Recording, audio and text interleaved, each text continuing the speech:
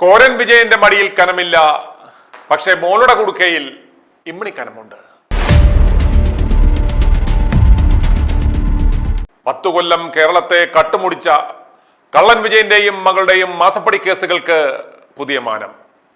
തൈക്കണ്ടിയിൽ തിരുട്ട് ഫാമിലിയുടെ ഇപ്പോൾ പുറത്തുവരുന്ന തീവട്ടിക്കൊള്ളകളുടെ വിവരങ്ങൾ മഞ്ഞുമലയുടെ ഒരു അറ്റം മാത്രമാണ് എന്ന് പറയുമ്പോൾ എന്തുകൊണ്ടാണ് ആ മഞ്ഞുമലയുടെ പൂർണ്ണരൂപം പുറത്തു വരാത്തത്, ആരാണ് അതിന് തടസ്സം നിൽക്കുന്നത് എന്ന മറുചോദ്യത്തിന് ഏജൻസികൾക്ക് മറുപടിയില്ല. ദിനേശ് ബീഡിയും വലിച്ച് ചാരത്തിൽ കിടന്നവന് 40 അകമ്പടി വാഹനങ്ങൾ വേണമായിരുന്നു, പറക്കാൻ ഹെലികോപ്റ്റർ വേണമായിരുന്നു, കുരുവിന് ചികിത്സിക്കുവാൻ അമേരിക്കയിലെ മയോ ക്ലിനിക്ക് തന്നെ വേണമായിരുന്നു, കാലുപൊക്കുവാൻ മടിയായതുകൊണ്ട് ഹൈഡ്രോളിക് ലിഫ്റ്റുകൾ വേണമായിരുന്നു, പാട്ട് കേട്ടുറങ്ങുന്ന കറുത്ത ജേഴ്സി പശുവിന്റെ പാലേ ഇവൻ കൂച്ചുകൊള്ളായിരുന്നു. തീവട്ടിക്കൊള്ള നടത്തിയ ഹവാല പണങ്ങൾ നിക്ഷേപിക്കുവാൻ മകളുടെ പേരിൽ ഷെൽ കമ്പനികൾ തുടങ്ങിയതാണ് ഇപ്പോൾ ആശാനുവിനെയായിരിക്കുന്നത്. ആദ്യം നാം എക്സാലോജിക് എന്ന ഒരു ഷെൽ കമ്പനിയെ കുറിച്ച് മാത്രമാണ് കേട്ടിരുന്നതെങ്കിൽ ഇപ്പോൾ മകളുടെ മറ്റൊരു ഷെൽ കമ്പനിയുടെ വിവരം കൂടി പുറത്തു വന്നിരിക്കുകയാണ്. ലേക്കർ ഇന്ത്യ കോർപ്പ് എന്ന പേരിൽ യാതൊരു പ്രവർത്തനവും നടത്താത്ത ഈ കമ്പനിയുടെ പേരിലും കോടികളുടെ ഇടപാടുകൾ. എന്ത് കച്ചവടമാണ് ഇവർ നടത്തിയതെന്ന് യാതൊരു വിവരവുമില്ല.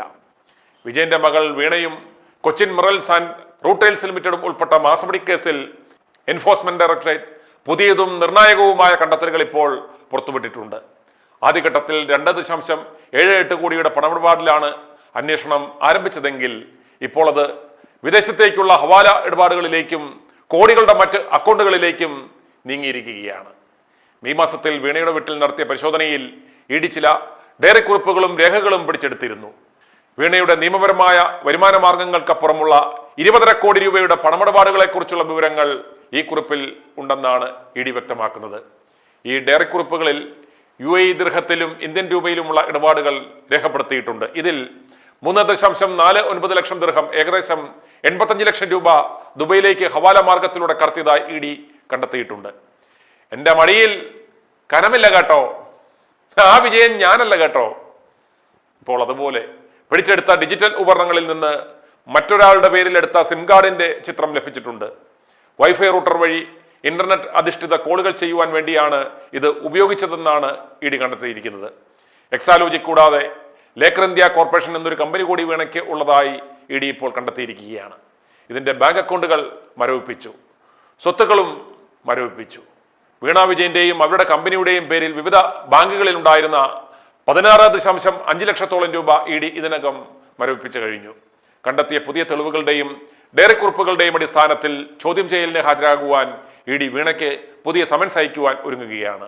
ഇതിനായുള്ള വിശദമായ ചോദ്യമാല ഇഡി തയ്യാറാക്കി കഴിഞ്ഞു. മരവിപ്പിച്ച ബാങ്ക് നിക്ഷേപങ്ങളും മറ്റു സ്വത്തുക്കളും സ്ഥിരമായി കണ്ടുകെട്ടാനുള്ള ആ നടപടികളിലേക്ക് ഇഡി അഡ്ജുഡിക്കേറ്റിംഗ് അതോറിറ്റി വഴി ഉടൻ കടക്കും. ഏകദേശം 2 കോടിയോളം രൂപ മൂല്യം വരുന്ന സ്വത്തുക്കൾ കണ്ടുകെട്ടുവാനാണ് പ്രാഥമിക നീക്കം.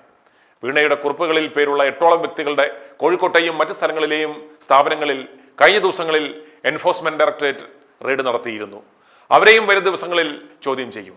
വീണയുടെ അക്കൗണ്ടിൽ നിന്നും രണ്ടാം ഭർത്താവും മുൻ മന്ത്രിയുമായ PA മുഹമ്മദ് റിയാസിന്റെ അക്കൗണ്ടിലേക്ക് വൻതോതിൽ പണം കൈമാറിയിട്ടുണ്ടോ എന്ന കാര്യവും ഇഡി പരിശോധിച്ചു വരികയാണ്. ഈ തെളിവുകളെല്ലാം ഉൾപ്പെടുത്തി ഇഡി ഉടൻ തന്നെ കോടതിയിൽ വിശദമായ കുറ്റപത്രം സമർപ്പിക്കും. കുറ്റപത്രം സമർപ്പിക്കുന്നതോടെ പ്രതികളുടെ അറസ്റ്റ് ഉൾപ്പെടെയുള്ള കടുത്ത നടപടികളിലേക്ക് നീങ്ങുവാൻ ഇഡിക്ക് നിയമപരമായ അധികാരം അതോടെ ലഭിക്കും. ഇത്രയും ഡെവലപ്മെന്റ്സ് നടന്നിട്ടും വിജയന്റെ അരുമയായ ഇപ്പോൾ മുഖ്യമന്ത്രി കസേരയിൽ ഇരിക്കുന്ന VD സതീശൻ ഒരക്ഷരം ഇതുവരെ പ്രതികരിച്ചിട്ടില്ല എന്നതും ശ്രദ്ധേയമാണ്. അധികാരമേറ്റ് നമസ്തേ എന്നും പറഞ്ഞു തുടങ്ങിയ സകല കാര്യങ്ങളും പൊളിഞ്ഞിട്ടും UDF സർക്കാരിനെതിരെ ശക്തമായ ഒരു സമരം നടത്തുവാൻ പോലും പ്രതിപക്ഷത്തിരിക്കുന്ന വിജയൻ തുനിഞ്ഞിട്ടില്ല എന്നത് ശ്രദ്ധേയമാണ്. സതീശൻ പ്രതിപക്ഷത്ത് വായിൽ പഴവും തിരികെ എങ്ങനെയാണോ ഇരുന്നത്, അപ്രകാരം തന്നെയാണ് പിണറായി വിജയനും ഇരിക്കുന്നത്. ഒരുതരം കസേരകളി. സംസ്ഥാനത്തെ സകല മാധ്യമങ്ങളെയും വിലക്കെടുത്തിരിക്കുന്നതിനാൽ പ്രകീർത്തനങ്ങൾ മാത്രമാണിപ്പോൾ കേരളത്തിൽ നടക്കുന്നത്. i2i News, an eye for truth. i2i News subscribe ചെയ്തിട്ടില്ലാത്തവർ ഇപ്പോൾ തന്നെ സബ്സ്ക്രൈബ് ചെയ്യുക. നോട്ടിഫിക്കേഷൻ ലഭിക്കുവാൻ ബെൽ ബട്ടണും അമർത്തുക.